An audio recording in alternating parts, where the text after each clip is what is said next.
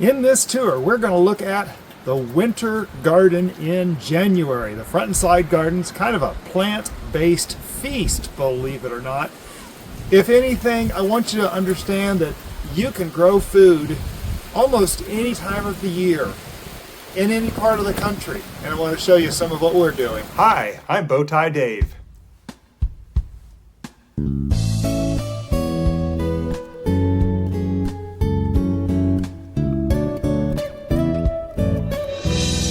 Hello and welcome to the Bowtie Gardens. I'm Bowtie David. This is Bowtie Life, and this is my own personal journal that I record every month of what's going on in the garden. I use these all the time. I go back, look, see what's happening, progress of things, just whatever I can learn in the garden as I'm going forward. We are coming up on our 4th year pretty soon that we're doing this. That's a lot of garden tours, especially considering we do 3 a month. This is the first of 3 parts, and we're going to look at, well, first off, the weather. And we're about to have a change here. If you'll notice, the windmill right here is kind of spinning now. It's funny because on the frame rate on the camera, you're at 30 frames a second. This thing is spinning at almost 30 frames, 30 rotations, or actually not 30 rotations, but the blades are meeting that 30 frames per second. And sometimes it doesn't look like it's spinning very fast at all. Trust me, this thing is spinning like a top, and it is just going crazy. Sometimes you can see it better, sometimes you can't. It's funny because, well, this is January 19th. Tomorrow, we are about to have our cold, our very cold, our freeze. We may even be getting snow, though between you and me, I don't think it's going to happen. I think we might see 1/10 of an inch of ice, which if you're down here and you know what that means, you'll know that could be devastating. Now, I actually know what driving on ice is like because when I took driver's ed, we actually drove on ice. It was very entertaining, very educational, and, well, I learned what it was all about in upstate New York. So I have a pretty good idea of what driving on ice is like, but you know what? If we get any ice here, I'm not driving. Not because I don't think I can do it, because I know I can. We have a nice front-wheel drive here right behind the camera. It's a Prius. We love that thing. It handles fantastic in bad weather. I'm not worried about that. I'm worried about all the other crazies that live in Florida that think it's no big deal. That's when you get a problem. You people in the north, you know exactly what I'm talking about. So we're going to look at what's happening just before this freeze. Oh my goodness, it's going to be exciting. By the next part of this, we will be after that freeze, and you'll be able to see what's going on in the garden in the outer beds of the backyard. There's 2 more parts, the outer beds, the raised beds. It'll be coming up later, so be sure to subscribe. It's free, folks. This doesn't require any money or anything like that. Just hit that subscribe button and subscribe to the channel. So, if you find that you like the content of this video, you find inspiration, and we've been having some interesting conversations on some of the gardening live streams where people are talking about just watching garden tours and just getting such inspiration. And you know what?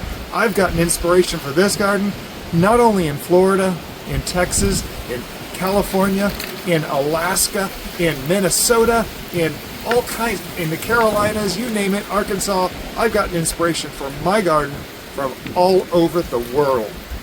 Norway, watch a fellow from Norway. There's several people from the UK that I watch and really enjoy because the inspiration that I get for the garden, just hard to measure. So, whew, that cold wind is blowing on out of the north behind me. You're kind of facing a little bit northeast right now on the camera, which you've got the windmill over there. Right now it is pointing directly north. Now it's turning a little bit northwest and back to north. But give you an idea of the direction the wind is blowing. The turmeric planting and the turmeric saving of the root tubers for planting next year video that came out before this was just recorded yesterday, and I said it's 56 degrees, and over the next 40 hours the temperatures are heading down. Well, we're about 20 hours later, and the temperatures are down to 54. We actually got up to 70 degrees Fahrenheit. That's like 21 degrees Celsius, people. It was warm yesterday, and it's just been going downhill. I think we're at about 54 degrees Fahrenheit. I'll put on the bottom here what it is in Celsius. But yeah, it's chilly. It's starting to feel a little bit brisk out here, and the wind is going to be a bear. So we're going to go around the garden, and to kind of give you an idea of where in the garden we are, we'll have this map right here, and it shows you the size of our property. 100 by 106 feet is right at 1/4 acre, and it is the size of our property. It's not a huge property, people. It's just a small property. We're going to have this little map here that'll show you exactly where on the map we are. It's going to go down here on the corner. This little icon with the circle and the arrow is going to show you, number one, the circle is the camera location. Number two, the arrow shows you what direction it's pointing. We are kind of in the midst of a mess, and you'll see there's a trash can out front here because we are doing our big house remodel. This is probably the biggest house remodel Mrs. Bowtie and I have ever done. I've been scraping ceilings and spraying texture, painting over and over, getting things ready, and it has just been going to be a whirlwind because we have just started the one bedroom. We're getting into the great room, but we are kind of living in a mess right now, and we're going to survive. We're going to make this, but we just know what it's going to be like for a number of months here in the next, probably 6 months is what I'm figuring. Yeah, here we go. Let's get right on with the garden tour and talk about this winter garden and some of the life that is still there and some of the things we're going to be doing to preserve a little bit of it. And you know what? Planting some things that are going to not care how cold it gets in your area. We have a range of temperatures here in Destin, Florida, and I've planted some things that are specifically uniquely adapted to that type of weather. I have some things out there that are not as uniquely adapted, but we're kind of working around it. You can do extra stuff. You can just take a few extra measures and have a beautiful garden year-round, people. I hope something inspires you to embrace these season's unique offerings. And we start up here in the southeast corner of the garden, of the property, and we have our little berm right here, which is actually a wood pile that's under some grass right now. We'll be digging this up eventually, using it to supplement the garden. Eventually, it's sitting here, it's just processing. There's worms in there, things are decaying, it's gonna be good. We come back in here. This was the strawberry patch, people, and this is a very sunny spot in the garden in the summer. Not the best place for a strawberry patch in Destin, Florida. And I've discovered that. I grew it here for 3 years. I made sure, folks, I'm a bit of a slow walk. Sometimes it takes me a while to learn these things. I know. And I've learned that this is the place that the okra needs to be, because okra loves our sun. It just thrives on it. And incidentally, we are surrounded by 2 airports, 4 air bases, and a heliport. So you can hear air traffic all during this. It's just kind of the thing we live with here in Destin, Florida. But this is a tarp that's been here for a couple months now, and if I lift a corner, maybe I can get a corner lifted while I'm talking. If I lift a corner, you'll see that weeds are beginning to die. It's looking beautiful under there. There's a little bit of green where that grass is trying to grow up and around the edge, but we keep this thing as covered as we can. Occasionally the wind blows it up a little bit, but we get it covered back again. And when it comes time to set this bed up for the okra, in about a month and a half, this thing is going to be just primed and ready. The soil will be nice and fluffy and ready to go. I'm very excited to see how this goes. Our pomegranate, of course, this is a deciduous tree. That means it drops its leaves in the winter. Some of you people in the world don't have deciduous trees. You just have leaves that stay green all year. We've lived in that kind of environment. In fact, those magnolia trees right there are both not deciduous, they're evergreen, and they keep their leaves year-round here. But this pomegranate doesn't quite do that, and it's dropped everything. I am going to be thinning this down, taking out some of the suckers that have popped up over this past year. So we will be doing that, hopefully on video. Bunch of weeds in here. I'm just letting go right now. Red flag. If you watched our last video, you know what the red flag is for. Go back and watch that. I believe it should be the last video just before this one comes out. And you'll see, hello, you'll see what is at the base of all the red flags in the yard. I'm so excited about that. I want to see if it works. It's an experiment, people. It's all an experiment, even the things that we think are going to work. So there's a rosemary plant over here. Talked about the allelopathic properties of rosemary in the last video as well. And you know, if you don't want to miss these videos, be sure to subscribe, turn on the notifications so you can always catch those things. But you'll notice underneath here, nothing is growing directly under this rosemary plant. That's because it's what's called allelopathic. It stops the growth of stuff underneath there. And it's just a big fancy word that means that. And some things allow things to grow under them better than others. Well, these things, these rosemary, are great for that. We will be trimming this back here in a month and a half, because we're going to be starting cuttings with new plants. We're going to be putting more rosemary all around the gardens. And we're just kind of getting started here. We are entering year 4 in this property, and this is actually was just planted a year and a half ago, I want to say. Can't remember. Don't remember what was in that pot, but it's obviously not there. That's a dead pomegranate tree. There was another pomegranate tree up there. There was another one over here that was the first one to die. We've lost a lot of our pomegranates, mainly because I've allowed them to go. I do know that I can grow pomegranates left and right, and they are prolific growers.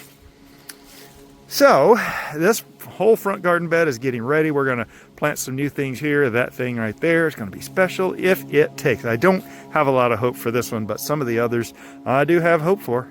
This is our brown turkey fig, and folks, again, it is January. We're about to get cold. This thing is shut down for winter. It is ready to do nothing. It's sleeping right now. We're not going to disturb it. We will be keeping some of the branches trimmed up here. You'll notice it's still in a pot, and I've got to get that out of there. I say that every month. Folks, how long has it been? A year and a half that it's been sitting there? We'll have to get to that. I know. And you know what? This is January. This is the perfect month to do that, isn't it?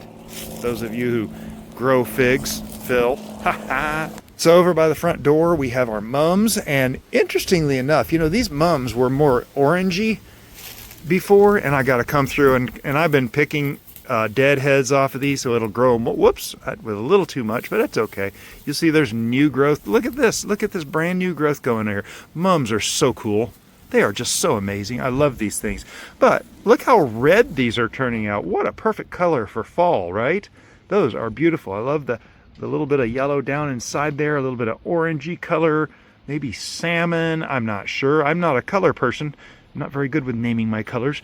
But, oh, there's a ball from our American sycamore tree we'll look at here in just a little bit. Yeah, that's supposedly seeds for new sycamore trees, but none of them ever grow. So I'm not sure if it's not getting pollinated. I'm happy with that. It's just fine. It does make a little bit of a mess, but that's just part of it. So this was kind of orangey ones, mums. This is yellow chrysanthemums, and these, of course, stay yellow no matter what time of year they are. Again, I'm kind of a lazy gardener, but if I pull up under here, you can see new growth coming down here. This is just really amazing, this new growth right here. Little leaves, we can cut that off right above there, and this thing will start growing again. Now, I don't know about this cold that we're going to get. It might set it back just a little bit because, well, it's cold. The shrubs, I talk about the shrubs in here. They have remained trimmed. It's wonderful because I don't have to do anything with them for a few months. I can tell, and in fact, just recently I'm starting to see new little growth coming out on here. So I know as soon as this weather gets warming up, these things are going to start shooting, and I will need to trim the hedges again. All kind, everywhere you see the light green little tips. I mean, these are all just so ready to just explode. This thing has been sitting here semi-dormant and just truly aching to grow. Aching to grow. God made these things to want to grow. He really did. It's just amazing. I'll talk about those trash cans in a few minutes in the intro. I was covering them from the camera Up here next to the windmill, of course, is one of my very first figs. It's actually the second fig of 6 that we have planted on the property. I'm sorry, we have 4 figs planted on the property. I can't remember right off the top of my head. My brain's slipping. Anyway, this thing is, again, it's a fig. It's dormant. This is not a brown turkey. It makes a smaller fig, but they are prolific. I'm hoping that this year it will produce a lot. Now, one thing I will note, this little branch right here, as the back fan of this windmill spins around, this is a little too close to it. And if it wasn't so close to that, I might leave that branch and just cut this branch. I'm going to end up cutting both of these off right down here, right just above the collar of the branch. It'll get cut. See, you've got the branch coming in here. And Phil, you can correct me if I'm wrong, but you got the collar right up to right there. So you come in just above that, about a 1/4 inch above that, and you want to cut that off right there. And we will do that and take this branch off to kind of get this goblet, keep it a little bit tight. There are some inside branches that are looking a little questionable. This one here, if I come across here, you can see it's pointing up. It's going to hit this branch eventually.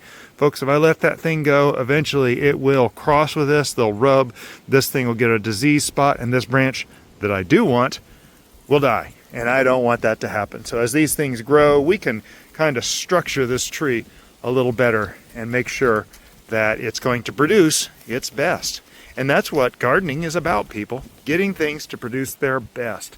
You know, God created the plants to give us food, but He didn't just give it to us with nothing for us to do. We got to get out there and make them produce. Do the very little bit of work that is required to make these things maximize their production. Look at that. That thing is just like the shrubs. This thing is aching to shoot out. That is very exciting. So we come around here. We have down here, we put this little cloche in just last month because the thyme down in here, and I'm going to pull this up, the thyme was getting covered by these American sycamore leaves, and I'm so happy to see it's looking good. It's looking strong. We do have some of these dollar weed that we can pull back real easily now that we don't have to worry about the sycamore leaves, but we can kind of give this thing its space and let it grow.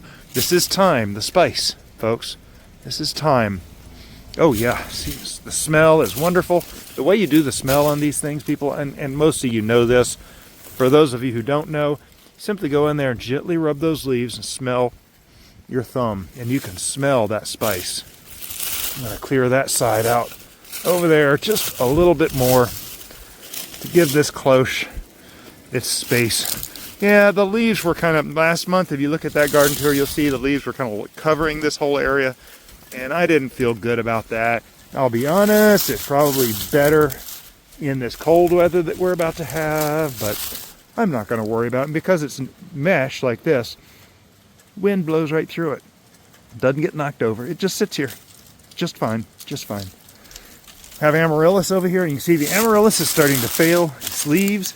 A little bit yellow right there. Might have to come in here and trim a couple of those in a month or so, like that one there. We'll trim these off. It'll grow new leaves. See, that's a brand new leaf right there that's growing out. And in the spring, this will be a beautiful flower. I'm so excited about the Amaryllis growing in the garden.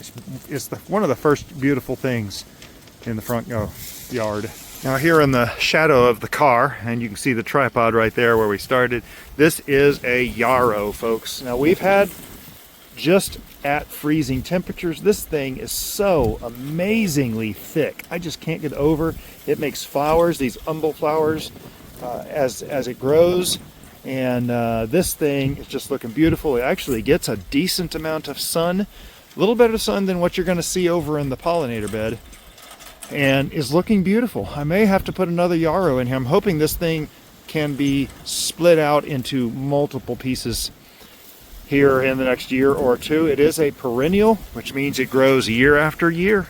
It just keeps producing, people. Just keeps producing. It also has medicinal properties if you're interested. Some of you know about that. I'm learning. Oh, cool.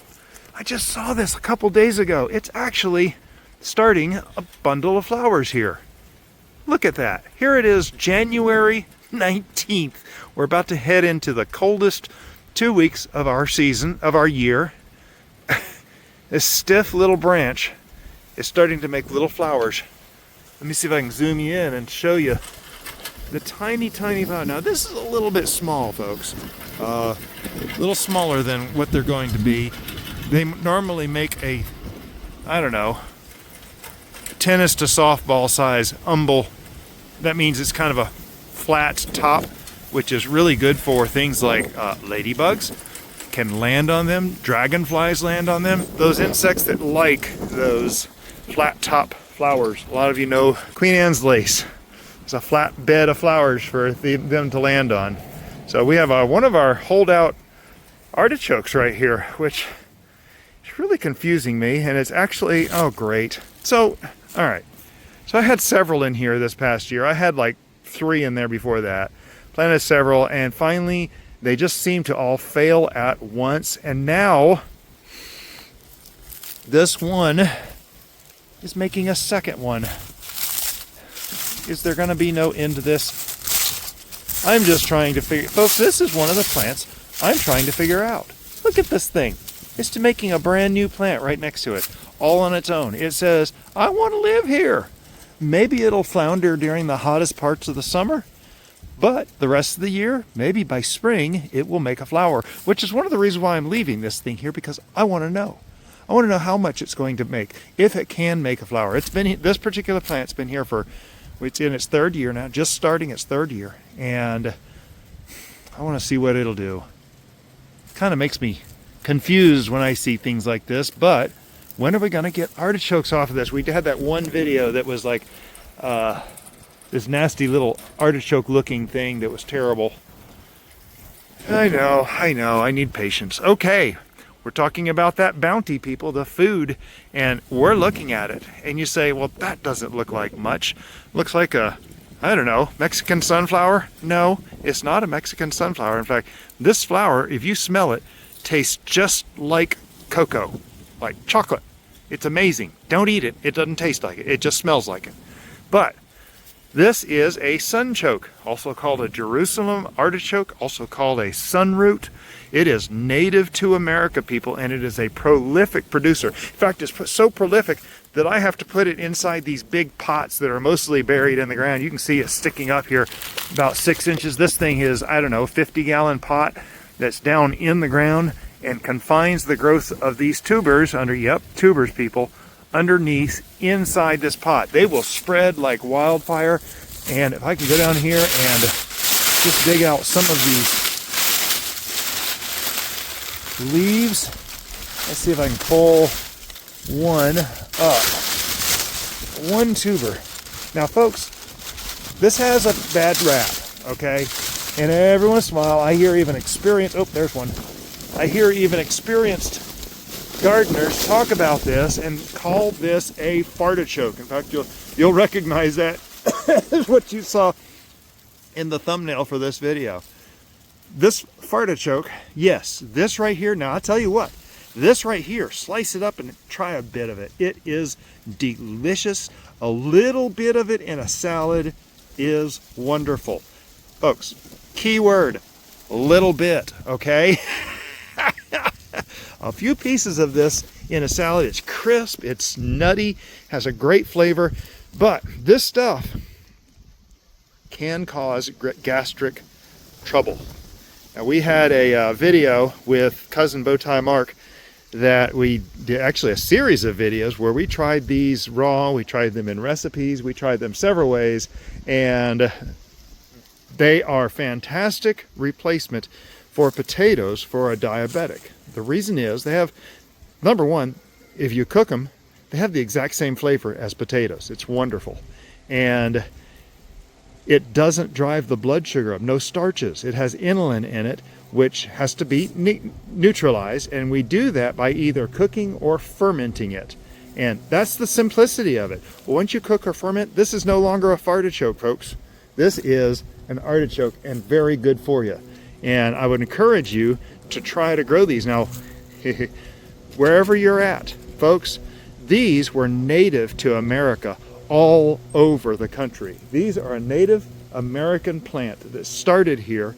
And in fact, the name Jerusalem artichoke is a misnomer, because when they took these back to Italy after America was discovered,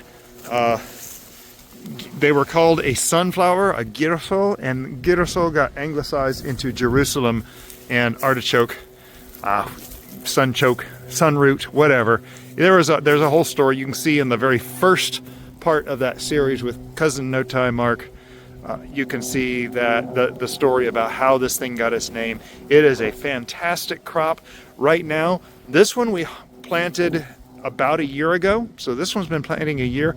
This one here, there's a smaller pot here that's been mostly planted for 2 years now, and that one over there, that one's been growing for 2 years undisturbed. So we'll be harvesting this here pretty soon to see what's under there and see what we can eat out of it.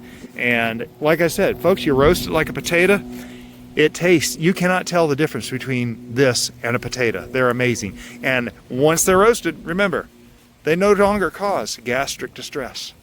That's what I call amazing. Doesn't take much. Okay, so we're looking at our big tree right here. This is our American sycamore tree, folks. That's the way it's supposed to look. It doesn't have bark up there in the tops. It grows new layers of bark year round. Right now in the fall, it always looks a little bare like this. In the spring, by the end of spring, it actually has more bark on it. But there are no leaves on this whatsoever. The wind has been blowing and taking these leaves off over the past month. I think last garden tour we had a few leaves left on it. Now I'm looking at it, I see that branch right there. Looks like it might be in some distress right there. I may have to have my good friend over at Riger Tree Service, best tree service in the area, people. He's actually a neighbor. He is amazing. But I may have to have him look at that. Luke, if you're watching, take a slow drive by and text me what you think on that. So yeah, just like the American sycamore tree, the crepe myrtles here have lost all their leaves. These still have their little berries. Now let me pull this down for you. I talk about this being a persistent berry. Some crepe myrtles drop all these little berries all over the place. This is a persistent berry, which means they stick to the tree. Now look up inside there. There's nothing in there. Why is that? Because the birds have been feeding off of this thing. All these, I see a couple up there that have not opened up. All these have been eaten by the birds and the squirrels. These have been going to good use where they belong. And these persistent crepe myrtles, these actually bloom pink, which is beautiful when they bloom. And this is the time they're starting to decline. But you know what? In about a month, these things are going to be starting to put out their, maybe a little over a month. Certainly by the March garden tour, these things will be putting out their leaves.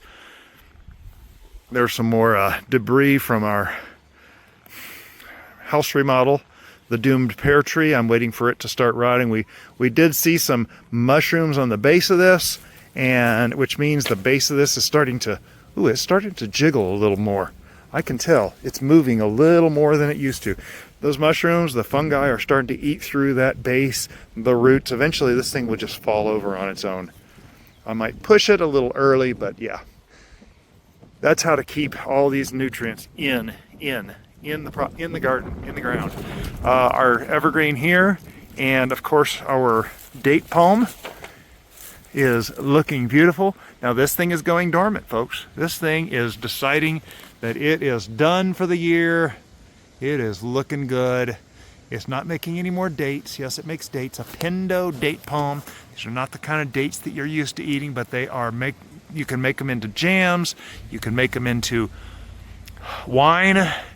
And they have a very interesting flavor. I like them. So I do think the temperature has dropped another degree. I think we're probably down to 11 degrees Celsius. That's 52 or 53 degrees Fahrenheit. It is getting chill. Oh, look, more little red flags. What are those? Tell me in the comments if you know what the red flags are and what I'm trying to do here. Anyway, so this is the front of the 2 pollinator beds. Now, folks, it doesn't take many pollinator beds to be sure you have pollinators in your yard when you're planting your veggies that you really want to have pollinated. But more yarrow in here. In fact, we've got some yarrow that's down in here. See if I can locate it for you. Yeah, there it is right there. It is actually, it was kind of straggly last month, but you can see it is starting to come up good and strong. There is another one over here. And so I'm kind of excited because that's going to be coming back. Very, very, very good. I love my yarrow. These are milkweed, and I don't know that they're going to come back. I'm going to leave them. I should have planted them in the ground. If they don't plant, I'm going to give those pots back to my backyard neighbor and ask him to plant me some more. So yeah, those are something I want to start populating in the garden.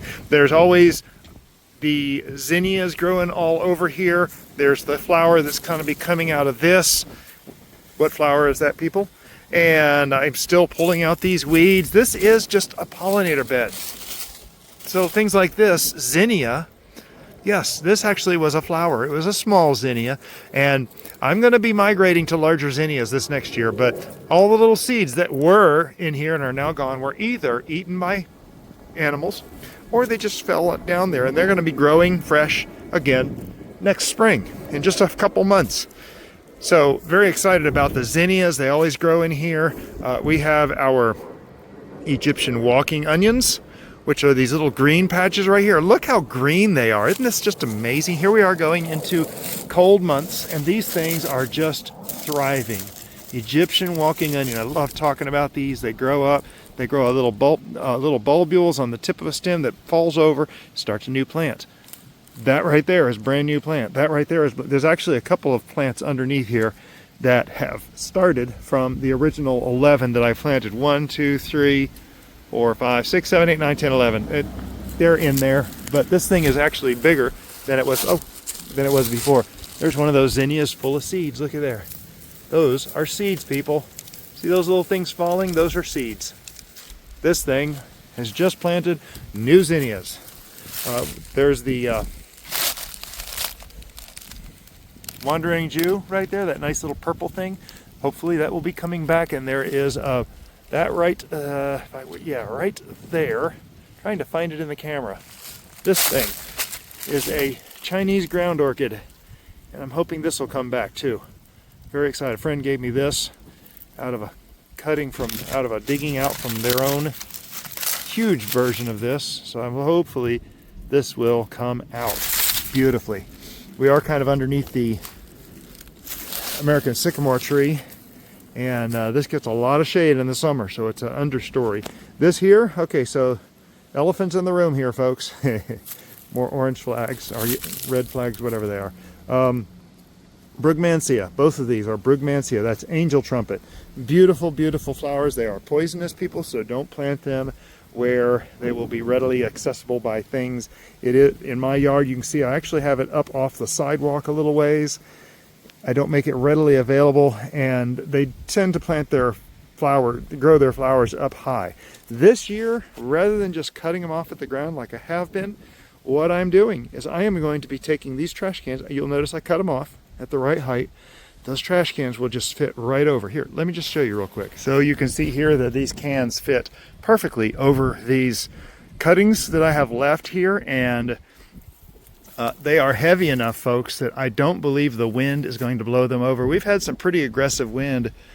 In fact, the wind's been aggressive enough it blew my tripod over, and hasn't blown these over yet. And they sit like this way over there on the bricks all the time. Of course, they're protected by the fence when it's a north wind. However, it's not always a north wind, and so these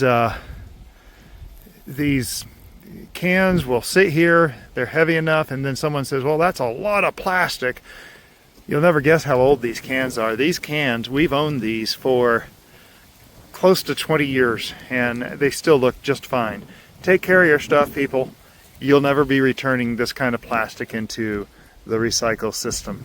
So I do believe there's a justification in that. The plastic that I use to cover my beds, I take care of all that very carefully. It doesn't blow away. I don't cut it up. Try to take care of it as best I can. So anyway, these will stay here mostly during the night. It's a little early in the day right now to cover these, but I'm going to just go ahead and leave them covered because I've already done all the work. I'm tired.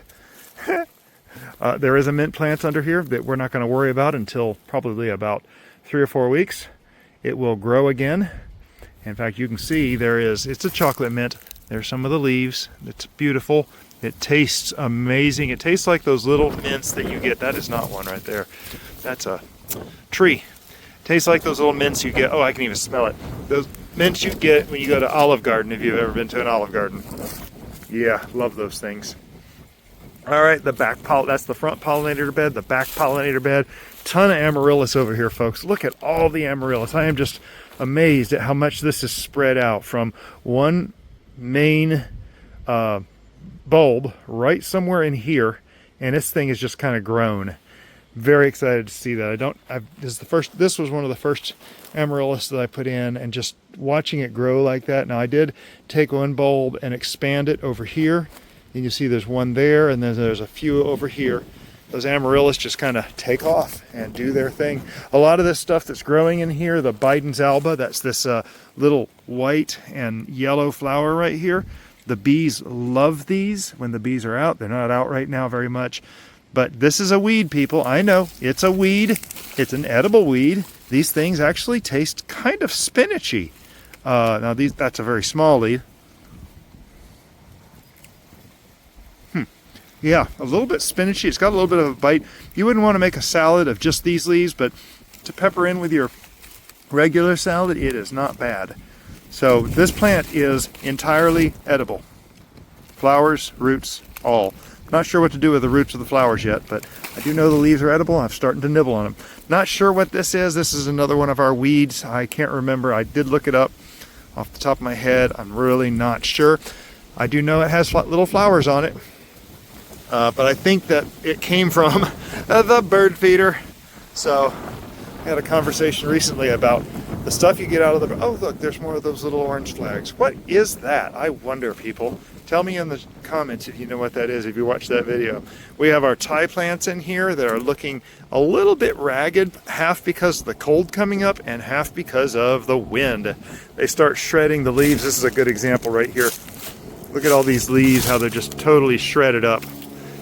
That's what happens. They're coming to the end of their beautiful time. But look, this thing is still trying to put out beautiful new growth. And there was a lot more purple to this. You can see the one down there on the end. It looks beautiful still.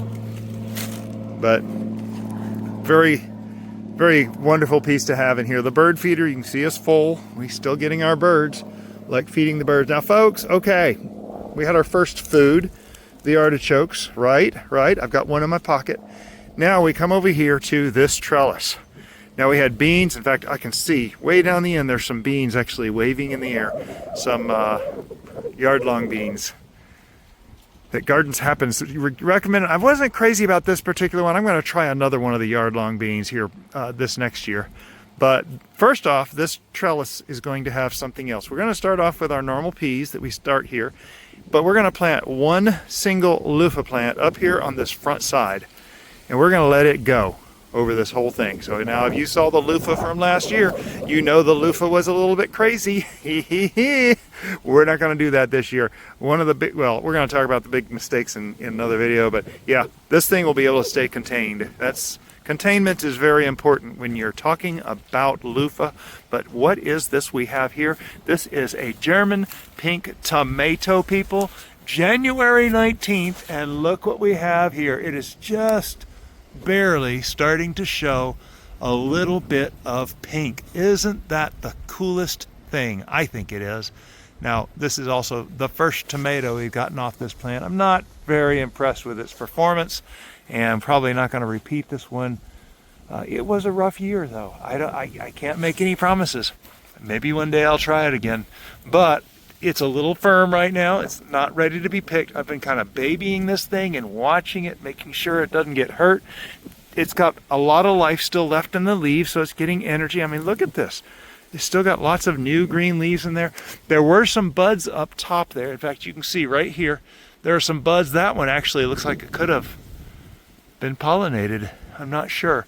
There was some other ones over here on the other side. And oh, yeah, there is. I see one right there that looks like it could. Where'd it go? Right there. Yeah. Maybe that got pollinated. I don't know. I doubt they're going to grow anything because we're about to get really cold, really too cold for this plant. And I don't expect this to be alive past Friday. Oh well. So, tomato, unbelievable. Here's a bean. Now, yes, we could have picked these beans, and here's the yard-long beans. This is the one I was just talking about. Oh, it's been beat up and twisted about. There's another one right here. Oh, there's actually, oh, okay, so look at there. I need to collect those seeds. I will do that. Always collect your seeds, folks. Become a master, not at gardening, but collecting seeds. That's where there's massive money to be saved. There's another mint plant at the northwest corner of the front yard trellis. Again, same as the other one. Doesn't look very impressive now, but it will grow. All these sticks are the mint plant. This thing grew all over the place, but we'll be trimming it back and reviving it, and it will grow again next year. I do want to show you this, though. You saw this in the thumbnail also, as well as a tomato. What is this, people? Put in the comments. I'm not going to tell you just yet, but oh my goodness, it is tasty. It's been cold. This has been growing here a full year, people, and people, oh my goodness, kale. If you don't like kale, number one, try growing your own. Number two, if you've never liked kale, but you think you might want to like kale, this is the one right here. It's called Lacinato kale or Dino kale, and it tastes wonderful. Now, these leaves have been undergoing some cold, and it's kind of a unique leaf. But when the cold starts hitting this thing, in fact, I bet this thing is going to be better in 3 days, but the sugars start collecting up in the leaves, and this thing tastes amazing. And these little young leaves right here, to die for, people. Oh my goodness. I forgot what oh, wow. I forgot what I was doing yesterday, but someone mentioned kale. I just got a craving for this right here. I came out, picked 4 leaves off of this thing. In fact, you can see where I picked them. Right there. Picked 4 leaves off this thing and had a snack. Oh, it was wonderful. Look, there's another rosemary. That was the rosemary in the last video, talking about allelopathic, things that don't allow stuff to grow underneath them. Well, that's a beautiful example right there, people. Look, very few weeds underneath there. I see bare ground right there. Look at that. Isn't that amazing? Now, some stuff does grow, obviously, but yeah, this is a great plant for weed control. Smells beautiful too. Keeps mosquitoes away. Is that what it is? I can't remember. We're going to spin around behind me here, and we're getting close to our next little snack in the garden of January. Oh, there's more little. I told you, people, in the video. I think I told you that I planted more of these out here. Go watch that video. It's pretty cool. It's going to be a cool experience. I want to know if, even if all these little orange flags don't come up, even if 2 of them come up, it's going to be a success. Even if 1 of them comes up, it's a success. Okay, Amaryllis right here. Let's get on with this. Amaryllis, more Amaryllis, yes. Now, one of these, I think this one in the end here is the giant Amaryllis. I think this is the normal Amaryllis that we started with a year before last in 23. This has a green flag. This is our asparagus, people. It's an asparagus fern. You'll notice it's starting to look stressed. It's coming to the end of its productive season. It's not making sprouts anymore that we would eat, but it is growing. I do want to know if this is a male or a female. If anybody knows and can identify whether this is male or female by those flowers, I would love to hear. I think it's female, but I do not know. That is some kind of asparagus, either male or female. I think, I can't tell. I can't tell if that's a female. I'm not familiar enough with this. I do know the female asparagus does not produce as many shoots as the male. I do want to cover this whole area in here with asparagus one day. So I'm planning to plant some more seeds here to plant out in the fall. And we're getting down to our snack here, people. First off, look at this basil right here. This is a Genovese basil. December. It is still barely making leaves, but you know, with basil, it doesn't take but a couple of leaves. And then we get down to this little baby right here. This is not the only one doing this in the property. If I move that leaf back, look at what we have right there. Yes, folks, that's a strawberry. I don't know that we're going to get a strawberry out of it, but our cold, we're going to get down to freezing, maybe a degree or two below freezing. But look at that right there. Is that not the most beautiful thing to see in a midwinter garden? An actual bud just about to open up. I think that is just so cool. This was another basil plant here. It is gone. Maybe we can get some more. I see there's a seed pod coming out here. Maybe we can, maybe some of the seeds will have dropped and we'll get some volunteer basil out of this. Oh, look at there. 3 more orange flags. No, wait, 4. The sun's getting low. Had to come around here to the other side to show you the grapevine. Still looks like a wild hairy mess. There's just like half a dozen leaves left on top up there. That is it. There are no more grapes left on this. We're going to be trimming this, going to have a video coming up, so please subscribe so you don't miss that. Turn on notifications. Talk about how I'm going to change my trimming just a little bit. Basically the same as last year, minor alteration to fit the space.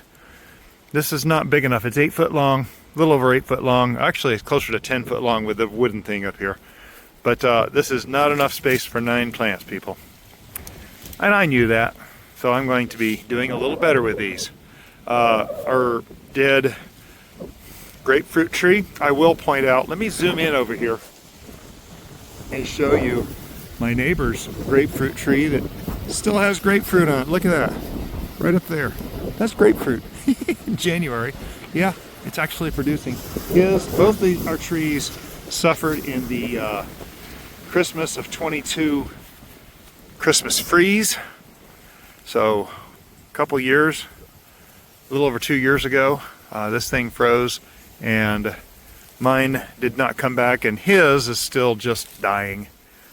They're just bad off. A couple of Satsuma orange trees, the same fate. And of course, heading through the arbor. I love arbors. This is one of my favorite things. Have that random dirt pile still there with a citronella plant in a couple of these pots, maybe all 3 of them. We'll have to see what comes back when the weather warms up.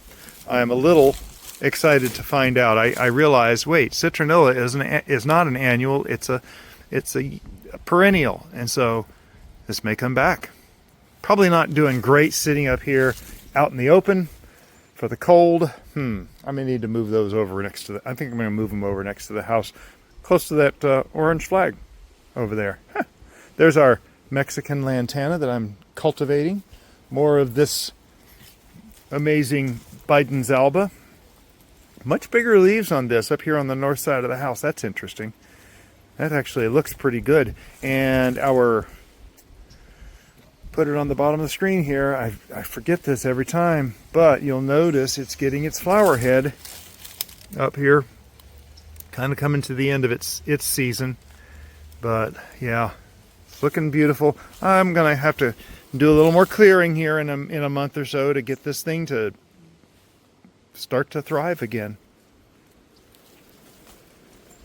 All right, back here, and you know what? You know what?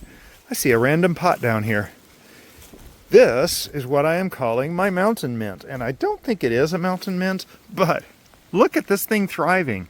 Look at this thing. It's just, oh, yes, it is mint. Okay, I thought it was. This little pot has been growing for me for many years. Good grief. 8 years? 9 years? This actually started in Arkansas behind our cabin. And I had it in a planter up on the back deck. Maybe I can find a picture of it here and slap it up. But I took a little bit of it back here to Florida with me.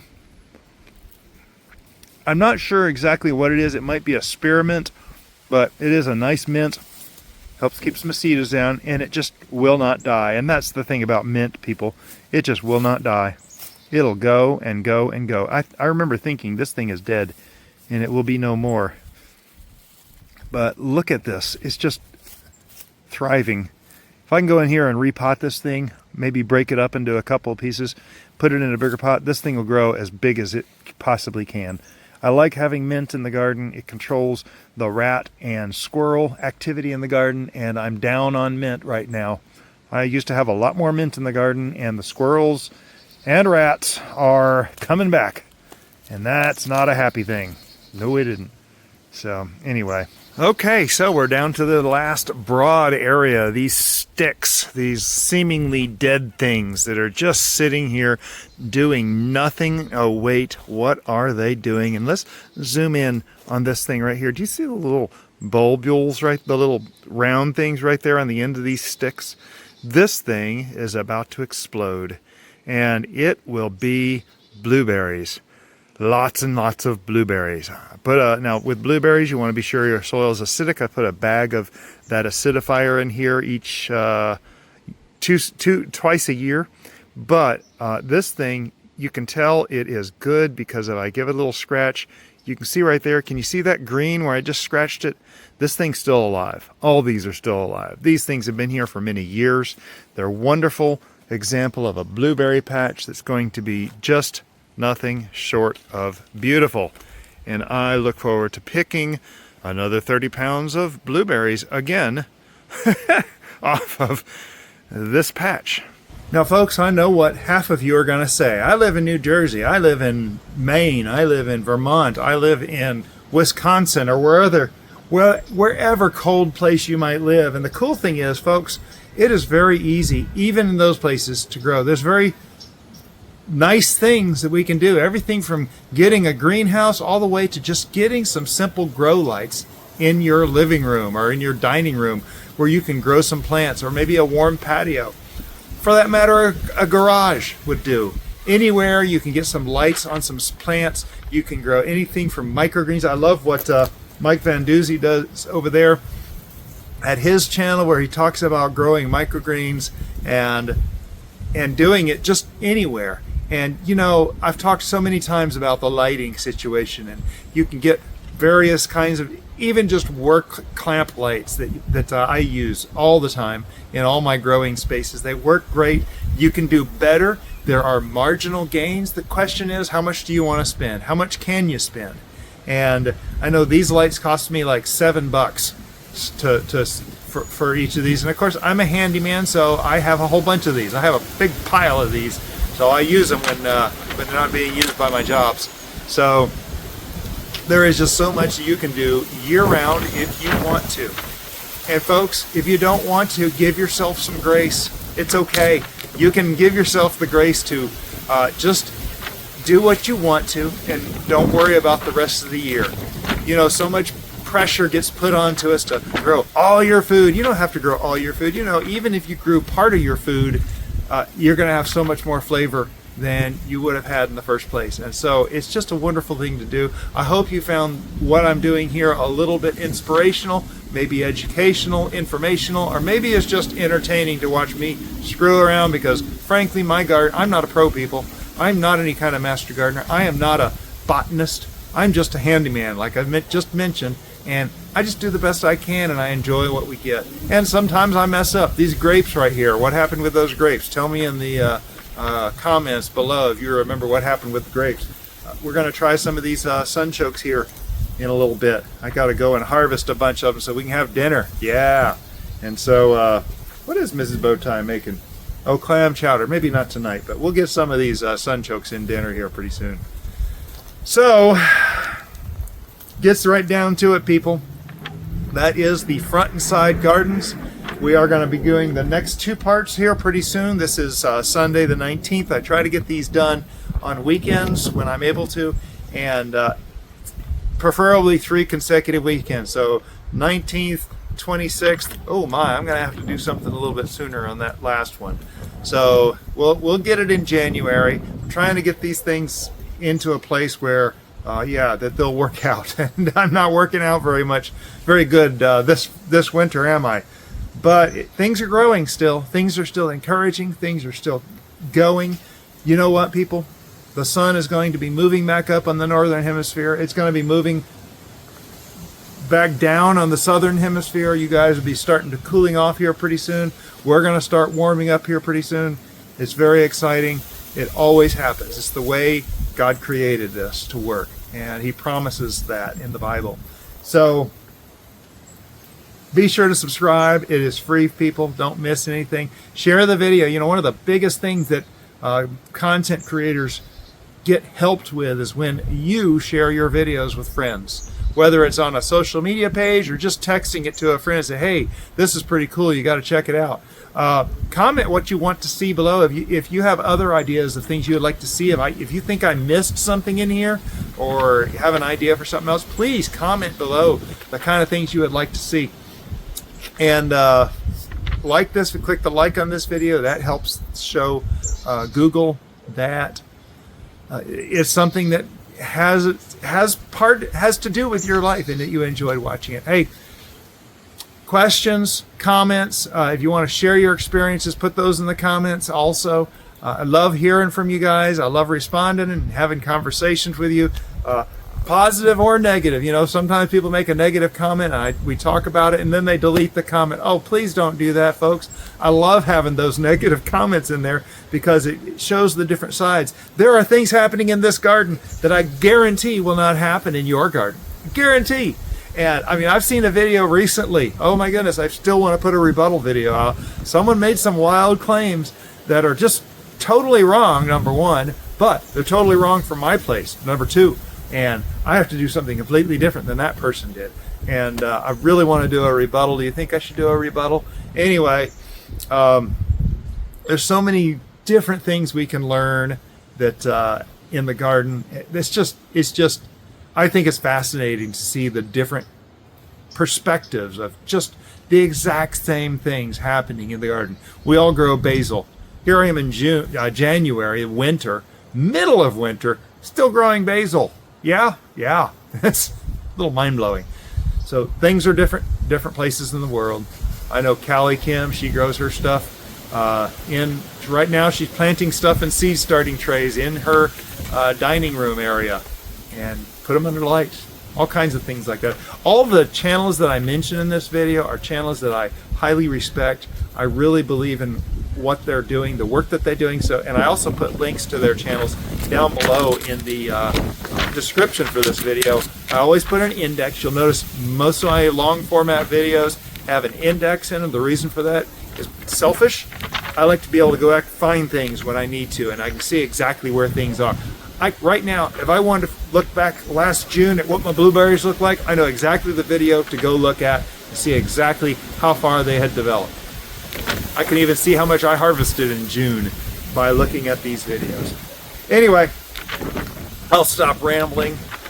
Great having you all on. I really enjoy having guests in the garden, and this is just another way for me to have more guests in the garden, and hopefully you got some inspiration out of it. If you did, let me know in the comments.